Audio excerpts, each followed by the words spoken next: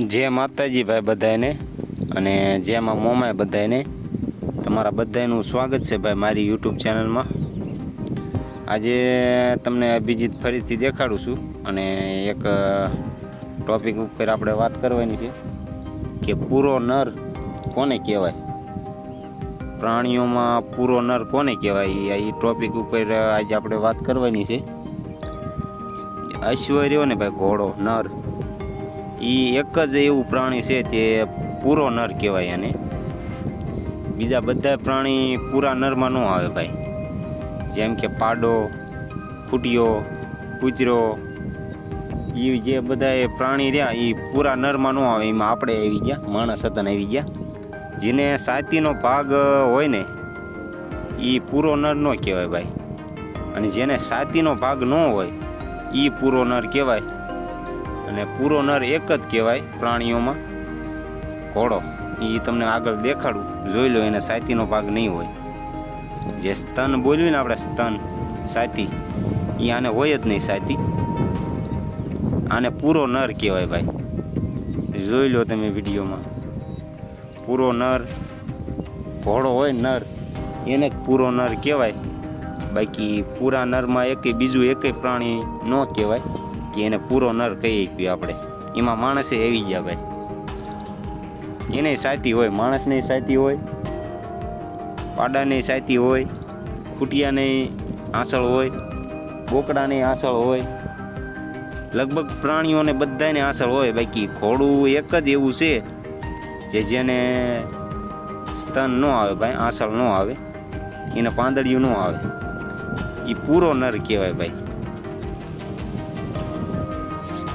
કારણ કે ઘોડો રહ્યો એ ભાઈ આમ ધરતીનું પ્રાણી નથી, એ કહેવાય છે ને કે સમુદ્ર મંથનમાં નીકળેલું એક રત્ન છે, જે આપણે દેવરૂપ માનવી છીએ એને બધાય। અને ઘોડાના શોખીન તો ઘણા બધા હશે, અશ્વપ્રેમી। અને ઘોડાનો શોખ જ એવો છે ભાઈ, એક વખત જેને ઘોડું રાખ્યું હોય એને પછી ઘોડા વગર ફાવે નહીં ભાઈ। એ થોડીક માહિતી હતી તમને આપી મેં કે પૂરો નર કોને કહેવાય। ઘોડો હોય એને જ પૂરો નર કહેવાય ભાઈ, બાકી બીજા એકેય પ્રાણીને પૂરો નર ન કહેવાય ભાઈ। એમાં આપણે માણસે આવી ગયા, માણસને પૂરો નર ન કહેવાય ભાઈ। તમે વિડીયોમાં આગળ જોયું હશે। અને આપણો અભિજીત 5 મહિનાનો થઈ ગયો છે, 5 મહિના ઉપરનો થયો અભિજીત। હવે એને એના વાળ ખરવાનું ચાલુ થઈ ગયું છે। હવે દૂધની રૂંવાળી ફેરવે છે, દૂધની રૂંવાળી હળવું હળવું ખેરવતો જાય છે અને કમ્પ્લીટ હવે ઝીણી રૂંવાળી આવી જાય છે। હવે વૈશેરાને ભાઈ હા એકદમ હાવ ઝીણી રૂંવાળી આવી જાય છે। જોઈ લો તમે, રૂંવાળી એની ખરવાની ચાલુ થઈ ગઈ છે। દૂધની રૂંવાળી જે હતી, દૂધના વાળ, એ હવે ખરવા મળ્યા છે, કેમ કે 5 મહિના ઉપરનો થયો અભિજીત। અને હવે તો આપણે 2 ટાઈમ જ ધવરાવી છીએ, એક સવારે ધવરાવી છીએ અને એક સાંજે ધવરાવી છીએ, બાકી નથી ધવરાવતા।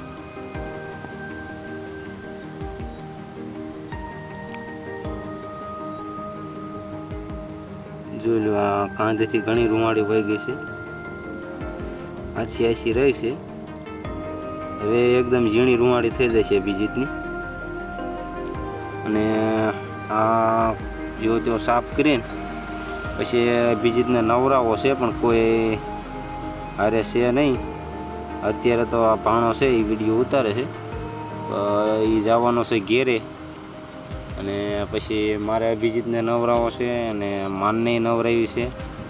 બેયને પાણી પાવાનું છે, પહેલાં બેયને પાણી પાઈ દેવી, પછી અભિજીતને નવરાઈ નાખવી। એ આની પછી વિડીયો જે બનાવી છે એમાં મૂકીશ, જોઈજો બીજો વિડીયો આગળ। અને રૂંવાળી કરવાની ચાલુ છે અભિજીતની। ઘોડા રાખતા હોય તો ભાઈ એમને બાંધીને કાંઈ માટી ન થઈ દેવી, કારણ કે ક્યારેય હાથે ફેરવવો ન હોય એને ભાઈ ઘોડા રખાય જ નહીં। ઘોડા રાખવા હોય તો એની વાંહે સ્પેશિયલ એક જણું હોવું જોઈએ જે એની સેવા કરતું હોય એવું। એમ નામ તો ઘોડા ન રહે ભાઈ। અભિજીતને હવે આપણે ઘણો સાફ કરી નાખ્યો છે. આ જોઈ લો, એની કાંધમાં ઘણી રૂંવાળી વહી ગઈ છે અને હવે એકદમ ઝીણી, હાવ ઝીણી રૂંવાળી આવશે. આ આછી જે મોટી રૂંવાળી છે એ હળવું વહી જાય છે. હાથ ફેરવવાનું, નવરાવવાનું ચાલુ રાખશું એટલે એ રૂંવાળી હાવ વહી જાય છે, દૂધની રહી, અને એકદમ ઝીણી રૂંવાળી આવી જાય છે અભિજીતને હવે. અને પછી અભિજીત સમકાશે, કેમ કે હજી દૂધની રૂંવાળી છે એટલે મોટી રૂંવાળી છે. કેવાળી ઘણી વધી ગઈ છે, આપણે કાપી નાખી હતી.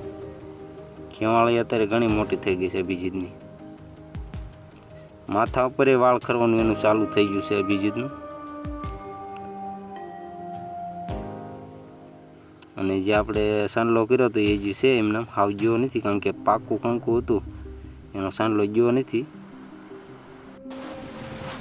તે સારું ભાઈ, હાલો તે બધાને જય માતાજી અને જય માં મોમાય બધાને. હવે મળીશું બીજા વિડીયોમાં. આની પછી ઘોડીને પાણી પાવું છે, વશેરાને પાણી પાવું છે, વશેરાને નવરાવો છે, એનો વિડીયો મૂકીશ. ટાઈમ મળે તો જોજો. સારું, હાલો ભાઈ, જય માતાજી.